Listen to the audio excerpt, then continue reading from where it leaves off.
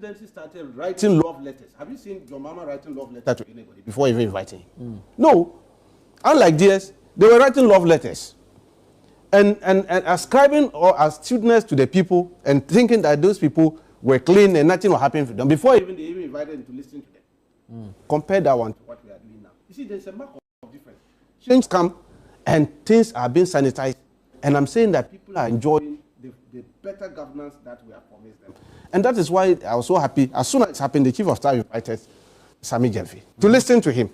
At that time, the president was not in town. He came, they briefed him, and they took cognizance of his apology. Okay, and caution that, look, now be careful with people around. Look, we are all vulnerable. Very vulnerable. When I come out and I'm going to my car, I see a lot of people come around there. And some of them, they come with genuine problems. And the issue is so compelling that looking at the situation, if you have something in your pocket, you give them. Now I'll give it, and some idiot is just using a camera and snapping there. I'm going to put it out there. And then everybody is saying we must discuss it, we must go everywhere and start talking about it. You know the trouble the person was going through at the time I gave it this thing. So it's a matter of self-awareness. I'm self-awareness. And look, and you know what? Even your private discussion, you are sitting with somebody, you don't even know what the person is thinking. Yeah. And the person is recording or filming you. And bring it out and they say, hey, NPP, and they will go and do press conference. Today, if my wife has a miscarriage and there's a problem, they will go and do press conference and say, computer wife has a miscarriage. And therefore, we must investigate it. Is that what we are going? Is that how the absurdity of what you are going? And then yesterday, I was telling my good brother, look, he went, his people were looking for Jesus. PENDREAM TV. PENDREAM TV there, I see them, yopo.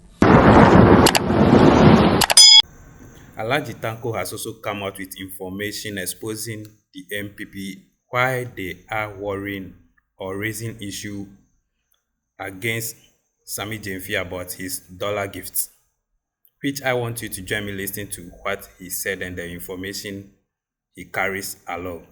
He said a lot of things which make sense, and I think he's right, but I don't know what you think. Do listen and leave a comment after watching. This station still remains PENDREAM TV, the only channel that brings you the best and latest updates in politics. If you are new here, please don't forget to subscribe to the channel, hit the notification bell, like and also share to other members to watch as well. You can equally leave a comment at the comment section after watching or send us a voice note on our WhatsApp number 0277128777. Thank you. These organizations have been. My point is that when you keep doing it, not only are you rendering your own code of conduct useless, not only are you trying to take away the value of that code of conduct, the code of conduct that people like. I like the code of conduct. I'm happy that it's there. I teach at the University of Ghana. The University of Ghana has a code of conduct. Because see, public officials, sometimes that's what happens. When you have power, the way you behave is different. It's like a man. If you are broke, you are humble, you are gentle, you are nice, right? Oh, you are good. You are broke, you have nothing. Yeah. Small money comes into your pocket now, then that's the day you will bath. That's the day you wear your nice shirt and nice shoes. And now you go to town to chill. That is when you see your real value. When a man is broke, he's the best. He's gentle, he's honest, he's God-fearing, hallelujah, amen, Hail Mary. The day money enters his pocket is the day he shows that he's a burger, he's in town. So politicians are similar. Now they have power. Apart from power, now they have money in their pocket. Now they drive in V8s. Now they have bodyguards. Now they have drivers. This is the time that you need to temper down. You have to temper. The code of temper, the code of conduct was supposed to bring down their worst vices and eschew their virtues. So far, we are missing that. Very well. Elvis, let me come to you on this matter, and then we're still looking at the optics of it, and the argument some make that pardoning Sami Gyamfi will set a bad precedent. But then also, if you look at the avenues available to the president in the code of conduct, demanding an apology is one. The gentleman willingly and freely offered an apology publicly. So should this suffice? Okay, thank you, Nana. Let me read this. What is legal may keep one out of prison, but it is what is ethical that keeps public trust alive. I want you to keep the word public trust alive. In this light, the debate is not about whether Sami Gyamfi should be prosecuted. No. It is whether he should be held to ethical standard his own party and he himself have championed for others. Okay? When ethics are enforced only when convenient or dismissed entirely unless tied to a legal breach, then the moral spine of a government collapses. Where are you reading this from? I don't need, I just Classified. I read this because, see, I want the public to understand that when we talk about the issue of Sami Ji and the rest, I think Monday you asked a question whether people are saying he should be sacked. And I said, oh, if the president should sack him, this will be the consequences. If the president did not do so. And then the social media buzz was as if I'm the one calling for his head and all attacks. But see, we are talking about issue of ethics here. And that's why I read what I've read. In the frame of ethics, it is not about what law did the person breach. The moment you reduce it to that, you are losing it. And that's why I said we should take note of the word public trust. Public trust. And the spine of a government. So you see, you may be using legalities to say the person has done anything, has not done anything wrong.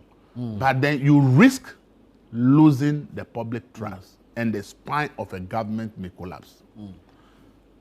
I will sound a word of caution to President Mahama that with what has happened in the Sami Ji issue, it clearly brings to the fore the issue of ethical codes that are not binding by law, and then the discretion of what punishment should be meted out is just in the hands of the president. What happens in this case is that because it is a code of conduct that is not legally binding, and whatever punishment that we meted out is the discretion of the president, whichever way the president exercises that discretion, the possibility that a section of the public would disagree with him as to what he has done is high. And if it continues, because this is just the first one, that's what I'm saying, that there are useful lessons here. If this should continue and appointees begin to do things that the public complains about, that they think that it breaches the code of conduct, and then the president, through his discretion, decides to issue out certain punishment. If it grows, and the growing concern among the public is that the kind of punishment the president is issuing to these people, they think that it's not commensurate with what they think the people have done, what that will lead to is the loss of trust in the government. And that is where the collapse of governance comes in. And that is where the party is likely to pay for it in the next election. I believe that this punishment that has been given, there are even die-hard NDC people now who will disagree, who may think that the president has been lenient with Sami Ji. They have their own views why they think so. So when you leave the punishment to discretion, you also leave room for people to also conclude or come up with arguments that they disagree with whatever punishment you are meting out. And for that reason, they are likely to accuse you of favoritism or any other thing. So I think that the president has shown the commitment to making appointees behave in a certain way. But I think if we leave it in the realm of a code of conduct that is not enforceable because it's a policy by a government, if the president is not careful and his appointees continue to misbehave, maybe after Sami Ji, maybe a year, you have about 5 or 6 cases that would generate the kind of public uproar that was generated around Sami Ji's issue. And then the action the president will take also becomes another source of controversy. Then the government will suffer the risk of losing public trust in the minds of several people who may be accusing the president of wrongly or discretionary power that they think that they disagree with. It's the president's discretion. So whatever punishment he issues out, that is what he feels should be done. But the truth of the matter is that the public also have their own expectations of what they think should have been done. And therefore, if any decision the president takes, a lot of members of the public believes that the president has been lenient to somebody, then they will begin to form opinions about how the president is doing his work. So for me, the question I will send to President Mahama this morning is that what he has done shows that he is committed to make sure his appointees behave. I will urge him that instead of this policy, which is not binding by law, the conduct of public officers bill has been sitting in the Attorney General's department.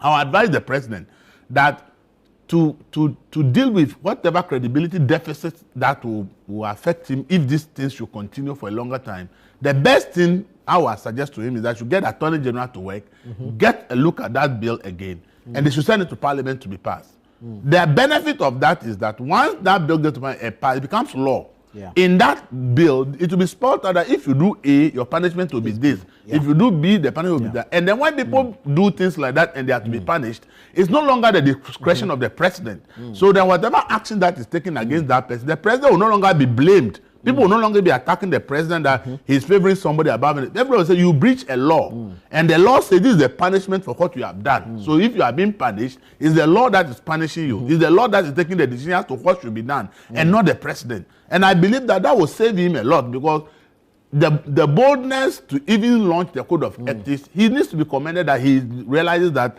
he appointees might do things differently. But there is a crisis there. There's a deficit there that whatever punishment that can be meted are also based on his discretion. Yeah. And the more of these things will happen and how he applies that discretion. If it turns out that a large chunk of the public or a section of the public disagree with the kind of punishment he metes out to people, then the possibility is that there's going to be a loss of public trust in his government. There's going to be the spine of the government is going to be one that people will question. And when it gets to that, that means that the NDC's chances in 2028 elections really is under threat. And I don't think that that's what the president wants to leave behind. I don't think that's what the NDC wants. So for me, the discretion will always come under scrutiny. And people have their own expectations. So if it is not codified in law that if you do this, you'll be given this punishment. But now it's the president's discretion. No matter how he exercises that discretion, there will be a group of people who will disagree with him. As Doc has said, look, there were civil society organizations who have spoken ahead of this, and they were all asking for investigation, suspension, and all these things. These are civil society organizations. We all know how their words influence society. Yeah. Now, all that they've called for, based on what Felix is telling us, that means that suspension or further investigation is not going to take place. You understand it? So those sentiments will be with the CSOs that we thought that the best thing to do was to get investigation or to suspend the gentleman, but none of that have been done. Already, those CSOs, in this particular issue, they have a trust issue with you. Because what they think should have been done is not what the president has recommended. But if it's the law that says this should be done, nobody's recommendations matters anymore. The law will just be made to work, and everybody will say, okay, it is the law that has been applied to the person in this case. Then the president doesn't suffer that deficit of he is exercising discretion in a way some group of people disagree with him. Doc, You know what going off on the tangent that he just talked about election of 2028. If you think this early, 4 months into the machine that the president is even tested like this, do you know what is going to happen when the heir apparent in the NDC begins the succession battles and the succession wars next year to succeed President Mahama? Do you know what is going to happen when next year, next 2 years, when they start to begin, when the camps emerge, those who are going to lead him, to lead after him? Do you know what happens when the chief of staff's people start their line, when the party chairman's people start their lines, and then that happens? That is where the problem is. That is where we are saying the president is digging a hole for himself. Because once the succession plan starts, once the different parties, people in the party are saying, okay, we are supporting the chief of staff, we are supporting the national chairman, we are supporting Honorable Haruna Idrisu, we are supporting this things. Then if one of them does something and you now go to support them, it will look as if the president is taking sides. It will look, so that is what we are saying, that don't do that. Start with a strong hand, be fair and be objective in this. In the position, the NDC talked about what? Moral absolutism. There were moral and even ethical absolutes in opposition. Right is right, wrong is wrong, it must be done. That is why, you can see that almost everything that happened, the NDC never made it look like there's a gray area. It's right or it's wrong. That is so-called moral absolutism. Today, you are in power, and what you are advocating is moral relativism. Oh, this is not that big. I hear somebody say, oh, is it wrong to give money to a needy person? The person is not a needy person. And I don't see people giving dollars to needy people. My friend just joined us.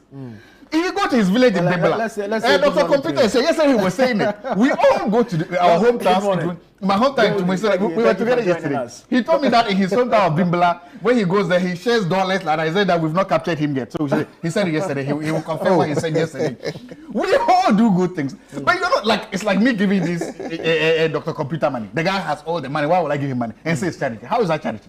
How is that helping somebody? Right now, that we're saying if you're giving money and this and that, no, you don't keep a lot of dollars in your back in the boot of your car, and then you are spending them like. You know, you are a rap star in the Las Vegas strip club, and then you say that is helping the charity, helping the poor. That's not helping the poor. My point is that Ghanaians, if you think this is bad, wait until the Game of Thrones in the NDC begins. If you think this is bad, wait until the succession plans begin. If you think this is bad, wait until Chief of Staff takes a form. Wait until National Chairman takes a form. Wait until Honorable Aruna Idusu takes a form. Wait until the NDC falls into camps. Are you suggesting aspirants for the NDC? I'm not suggesting. I'm just telling you that. Names. I'm telling you that these are the people that I know will want to succeed President Mahama, and they are going to go and fight. And I'm telling you that. Wait until they pick the forms. Wait until the battle starts. And when that battle royale begins, that is when you will see that this code of conduct will become one of the most useless documents because it's going to be thrown out. At that time, you will have no moral or ethical upper hand to punish anybody. Because the moment you punish one, it will look as if, let's say my brother here is supporting the Chief of Staff. And then he goes and gives dollars in Bimbala at the funeral and you suspend him. But immediately, they're going to think that you're against, you understand? My point is, don't put your employees in such a strong position when it comes to discretion. Bring down the hammer, do the right thing. And so people would think that we do that you are a fair king. So far, you look like a king who is unable or unwilling to make the difficult decisions, and that's bad. Good morning, Doc. Computer CEO of Different has joined us. Good to have you. He's a big time CEO, you know that, right? He's always wearing tie and looking very powerful. Doc, thanks for yes. We're discussing the issue of your colleague Sami Gyamfi and the fact that the president has decided to pardon him. Yes. This should end all discussions on the matter, shouldn't it? Very well. I mean, let me say good morning to Dr. Zatu and my friend, you as well, and the good people of Bimbala constituency. I mean, I'm from Bimbala, so when I do that, Zatu is not comfortable. Here, I've declined his invitation this morning. He's inviting me to He wants to be MP for Bimbala. Who is the current MP? Is it Dominic Nitiwo? Oh, you want to take on Dominic? I said, okay. I've declined your invitation. Allow us to go. Yes, and let me put it on record. You see, when you go to our funeral grounds, he knows it, how we do it. In up north, we don't share dollars there. That's not what we do. Yes, but he knows that we do what we call cheerful give out. When they don't beat us and then are giving the appellations and all that, you sprinkle money on them if you have it. Even if you don't have, you have to look for somebody to give you, you also give. It's part of our tradition. But not dollars. No, we don't deal dollars. Of course, I mean, that one there is this. And I'm saying that as of last week, and then, no, in fact, from Monday up to Tuesday, we've been saying it's much ado about nothing. It was just, they were just blowing hot air. You know, NPP, with their style of doing things, they are looking for scandals for John Dramani government. For the 4 year going to the 5th, 4 months going to the 5th month, they have not seen even one scandal. They are worried. What is these people's secret? That they have started governing this country for the past 4 months and no even single one scandal. Compare that one to what happened in 2017. Full of scandals. From January to February, we're inundated with scandals. Boss scandals, contaminated fuel. Sure. They were sharing it like toffees, left and right. Dr. Zato and his people were just destroying the country from onset. Yeah, the man is on top of his job. The presidency is on top of his job. We have brought sanity into the presidency. We have brought some kind of respect, high respect to the presidency. You see, these days they can go and even demonstrate in the night. You see these people? They were telling us the presidency is a what? It's a security. So don't even look. If we hadn't stopped these people, I'm sure they would have asked Texas and Trotros not to pass that route again, because the way that at the path at which they were cruising, if we hadn't stopped them in December, they would have stopped people from using that route. But today, what do you see? The presidency is like a chief palace. I have visited my brother Zato's hometown. I know the place very well. It's lovely to go to the palace. Everybody goes there. It's open to everybody. It's just like the presidency. Your mama has made it very. It's for you. The governance is for you people. That is why you won't see scandal. So they shouldn't hold on a straw and think that Sami Gyamfi has done something serious. Even yesterday we met and I was telling him, you should show which part of this constitution that he has violated anything. The code of conduct, none. But he took it upon himself, a gentleman, and apologized and said maybe there was some indiscretion on my part. Forgive me. That is not what I meant. Not what I'm going to do. So they cannot equalize it with anything. They were trying to bring in those who have open bank accounts in their bedrooms and hoarded all our dollars and pounds, everything in there. And the presidency started writing love letters. Have you seen your mama writing love letters to anybody before even inviting him? No. Unlike this, they were writing love letters and ascribing or astutness to the people and thinking that those people were clean and nothing will happen to them before even they even invited them to listen to them. Compare that one to what we are doing now. You see, there's a mark of difference. Change come and things are being sanitized. And I'm saying that people are enjoying the better governance that we have promised them. And that is why I was so happy. As soon as it happened, the chief of staff invited Sami Gyamfi to listen to him. At that time, the president was not in town. He came, they briefed him, and they took cognizance of his apology. Okay? And caution that, look, now be careful with people around. Look, we are all vulnerable. Very vulnerable. When I come out and I'm going to my car, I see a lot of people come around there. And some of them, they come with genuine problems. And the issue is so compelling that looking at the situation, if you have something in your pocket, you give them. Now I'll give it, and some idiot is just using a camera and snapping there. I'm going to put it out there. And then everybody is saying we must discuss it, we must go everywhere and start talking about it. You know the trouble the person was going through at the time I gave it this thing. So it's a matter of self-awareness. I'm saying self-awareness. And look, and you know what? Even your private discussion, you are sitting with somebody, you don't even know what the person is thinking.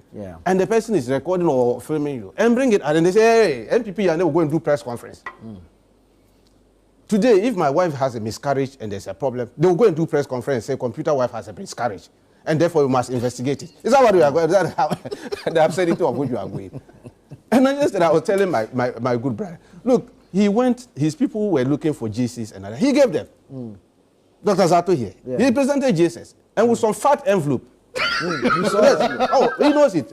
He can't deny it. Some fat envelope, brown envelope. Hey. Can you see through the brown envelope what is inside? We saw the counting of dollars. But we saw the envelope. He agreed there was an envelope, big one. So what was in that envelope? Too big. So and I'm saying, I see, we didn't crucify him because we think that these are people in his constituency. They need GSA. Yeah, he has given them. And he's supporting them. Maybe the envelope is meant to, so some things that we don't know. For his parliamentary beat, he's trying it back again to convince them. So this one, should we come and be talking about it? Should we have the whole press conference and say Zato give the T-shirts, this GSS, and some fat envelope, and therefore we must investigate him. We must let him come and do this. These are the things we are you concerned about the perception, the kind of perception you to put out there to create? That's why I'm saying that, you see, we must redefine the kind of thing we talk about our culture and then given. Ghanaians, by our culture, you go to a palace, you go to some people, you do something good, instead of them to even know that you are doing that is services that you are rendering to them. They would rather come with a goat and yams. Meanwhile, you are delivering a service that you are mandated to do. But if you say you won't collect the goat and the yam, do you know what they will think about you? You are a very bad man. You don't respect them. So sometimes we collect those things just out of respect. But the service I'm providing is what I'm mandated to do. Are you getting it? Right. But they feel that they're happy that you have come. I'm sure this JSS and the envelope he gave them, they would have given him something in return. We call it token. Now this we call it there's something we call a token. When they bring you even the goat and you are, the cow, you have to even pull some 10 cedis as a parting gift for them. Right. You see, it's part of our culture, our tradition. And so when Sammy did this thing, it was just out of generosity. The woman was pestering him, asking for fuel. Sure. Give me fuel, give me fuel. Pestering him. And he's a cheerful giver. I know him. I've worked with him in several fronts. During opposition, we did a lot of things together. And I sometimes ask him, he would give her to the extent when you are coming back to the party or he has nothing in his pocket again. And I said, that is how the young man is. Sometimes if people are doing that, watch their background, where they are coming from. You would have seen that they didn't find life easy. So when they see somebody asking for something, they easily want to also reciprocate. But our opponent, they have nothing in this country to offer. 81 seats they have stolen 7 seats, and we are chasing them for the 7 seats. And so now they are calling, they say 88 seats. That is the problem we are having with them. And so they go out every day, they are holding press conference upon press conference. Sami Ji, do you know the number of press conference? Minority did a press conference. They also went to party headquarters, did press conference. They unleashed all their attack dogs onto the media. To be talking since yesterday, they were talking all over the place. Dr. Zato and his school were leading the charge, attacking left and right. Nothing to write about. Nothing. Completely nothing. And so let's thank the presidency for bringing sanity into this matter. And the matter is dead. It's gone. Let's just forget of it. And then look at the bread and butter matter, which Zato and Co are enjoying. You know what? So fuel prices have gone down. Every single NDC, I'll just come. No, he's my friend. I said every single NDC member has been whipped into line. You've just seen that. He just followed the party's line. And this is the point. But is it not same on your side? It's not the NPP alone. This is okay. Our grief is the NPP NDC. We say it's the normal. Ghana Integrity Initiative have come out to condemn this. They too are the NPP. Every single civil society organization that cares about ethics, about morals, about good governance, have come out to condemn this. Are they also NPP? Every one of them have issued this. In fact, Ghana Integrity Initiative has called for a minimum of 2 months or 4 months ban. Are they NPP? So I mean, he would love for it to be the regular NPP NDC dance, so that you consider it's just politics as usual. But it is not. There are people in the middle, people who care about values, people who care about ethics, people who care about good governance, who are there, and they have condemned it too. What says ye? What do you say to those people too? That they too have an angle. So great, the NPP has a political angle. What about those people in the middle? What about the ordinary Ghanaians? And I told you yesterday, the biggest upheaval about this is coming from NDC foot soldiers. I have a lot of them. Look, they are on Facebook. They are all talking to me. It is the same NDC people who are mad at this because they think that it is them in their chances. What says he about them too? So it is not only the NPP that is talking about this. Civil society organizations, your own foot soldiers, and some of your members who are behind, those who are not yet whipped into line, are also complaining about this. So no. It's not. Every single news journalist worth his salt has also come out to condemn this. And it is precisely because of these gray areas that a code of conduct is important. Very well.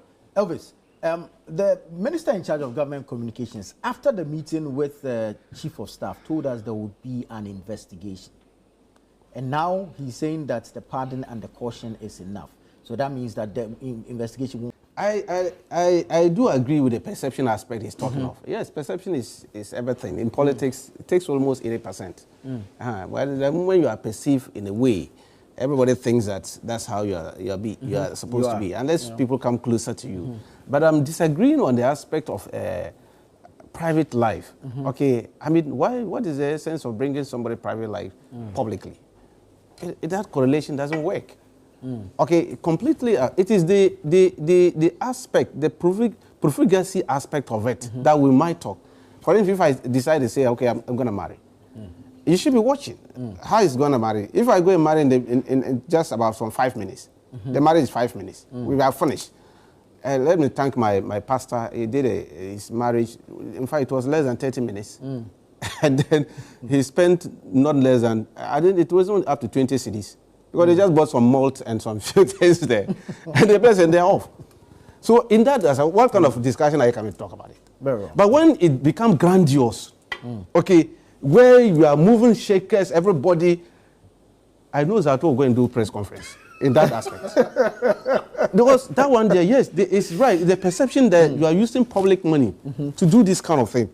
But when you see the thing, I've married, nobody even, I haven't invited all of you, nobody has come. And that one should come in for discussion because I'm in power, that's why I have married. You see, in that case, that was saying that that aspect, we shouldn't go down to that level. Yes, I mean, it's private life. I'll give you an example. For instance, when the former national security minister had some issue with the girlfriend, and there was some videos out there and other thing, everybody will all condemn it. Because it just didn't make sense. That didn't warrant the attack that he was receiving. That was his private life. Yeah. It has nothing to do with the office he was doing, and that's why nobody took comes with that. But although we chastise and say he should be cautious in his next dealing on other thing. Do you know that a lot of things people do behind scene? The curtains, when you pull the curtain in their house, you do know what they do it. But so we don't bring those ones into our distance, but we are asking that people should be very cautious. And I'm happy our brother was cautioned that look, next time Now that you are in public and then people are watching, cameras are all over the place. Maybe we have to be discreet in some of the things we do. And I'm saying that aspect, the difficult aspect of it is our culture. Do you see that? That's the difficult aspect I'm saying. Because every day I get invitation for funerals, for weddings, for adories. And you know the meaning of those invitations. Come prepared. Yeah. You can't come and sit down there. They've invited you for a funeral. Then you come and sit down. They give you all their accolades, also and so. Then the funeral finish, nothing. You have not part anything. Yeah. Nobody will ever invite you to anything. Nobody. You wouldn't get any invitation anywhere. But the moment we begin to talk about it, then I come out there, announce me nicely, and I say, okay, I'm parting. I've given 5,000 for my donation for the funeral and all that. Then a camera is shooting. I'm giving that money. I say, look at this man. For the free, he's in office. Look at the money he's giving to people. You see, that one, we shouldn't go to that absurdity. Right. That is what we are talking of. But where we think that what the person is doing, and the persons have opened an account in their room, and they are hoarding huge sums of dollars and pounds in their rooms, that one we will talk about it. These are officers who are dissipating status, and we will talk about it. Let me remind you of Tanko that briefly. He talked about what former National Secretary Kandapa's video. In any serious country, Kandapa will not remain a national security minister. And I gave you the example. Yeah, we do agree. Okay. I'm saying that we do agree. In Sweden, yes. The national security advisor photo was found on just a dating site. He had to resign. So I said that there are a lot of things as national security minister at the time. You see, and in any serious circumstances, he shouldn't have remained in office. I am saying that comparatively, the culture setup of Ghana doesn't allow us to do certain things that we can call on people to resign. Otherwise, Nanado would have called on him to resign when he received those envelopes. You see the point. This is the the moral relativism I'm talking about. When I say that, they are more. Hold on. You see, that aspect, I'm saying that. That aspect, yes, we look at it. When you are comparing those things, you must also look at where our background, where we are coming from. In a society where it is not allowed, the law doesn't allow you to go in for a second wife. It's a crime to do that. You'll be prosecuted if you think of marrying a second wife, right? In those societies, the life they live here, we have our chiefs who can marry 20 wives. Do you get that? Do you go and say, because somebody is prosecuted in America because he's married a second wife, you should come and use the same benchmark for our chiefs here and our people who do that? That's why I'm saying we shouldn't go to that realm. And I'm saying that, yes, we all condemn that and say, should be cautious what we are doing. Our settings in terms of morality should not be measured with what comes from the Western life. They are married men and men are marrying each other. Are we not on arms in Ghana saying that we will not hear that story in Ghana? But that one is it's fine for them. It's good for them. Let me see what I'm saying. No, you see, again, I said this point. I said this point. I said the time we're saying that when it comes to this, they are moral relativists. You've seen that. In opposition, they are pluralists. In opposition, it's class warfare. In opposition, they are absolutists. In opposition, this is wrong, this is wrong. In opposition, Karl Marx will praise them. In opposition, Lenin will praise them. In opposition, they are fighting for the ordinary working man of the world. Now that they are in power, they are moral relativists. Now that they are in power, they are cigar smoking, champagne drinking, Mercedes-Benz driving, bourgeois. And when we now talk, they parrot Maria Antoinette and they say, let them eat cake. We will not eat cake, or we will survive with cake. But I want to let you know that it is not about moral relativism. It's not about what you then choose to say this is important.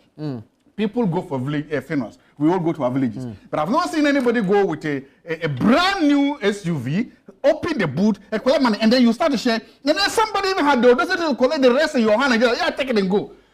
If I go and do that in my village of Tuma, I won't get fuel to come back to Accra. But he can do that and go away. So what we are saying is that this is morally reprehensible, and not only the NPP saying it. I want to get this point clear.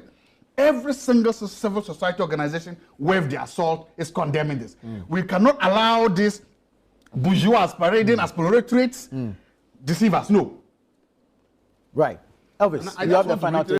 Thank you for staying tuned. PENDREAM TV really appreciates your time, and once again says, God bless you for the good work we are doing and continue to do for us. Please don't log out without subscribing. Subscribe for more videos. Like and also share to other new members to also have a feel of what is happening in the political arena. Thank you for doing that. Thank you for your time as well once again. Stay glued to the channel by subscribing. Thank you. Stay blessed. Dedi kama mamena PENDREAM TV ase. Na so far so good. Say open online portal e wo Ghana. Nipa share, nipa follow, nipa comment here. To my best of knowledge, without any biases, PENDREAM TV.